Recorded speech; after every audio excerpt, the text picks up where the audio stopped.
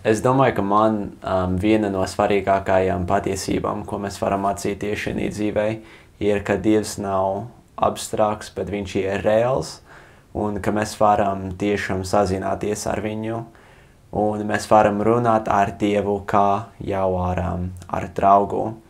Un mēs to darām tad, kad mēs lūdzam, un man bijušas tādas pieredžu dzīvē, kad es esmu varējis lūgt Dievu un sajust, ka viņš man kaut kā ir atbildējis. Un tas vienkārši mani mierina, ka Dievam ir kas sakams man, un ka viņš vēlas, lai es it kā dzirdētu viņa balsī. Protams, ne jau ar savām ausīm, bet ar savu sirdī un manā sajūtās.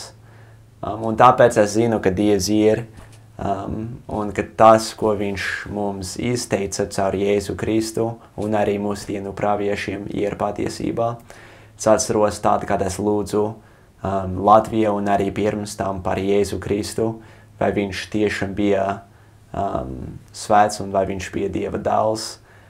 Es lasīju Bībeli un es lūdzu par to, un es tiešām izjūtu, ka Dievs man atbildēja.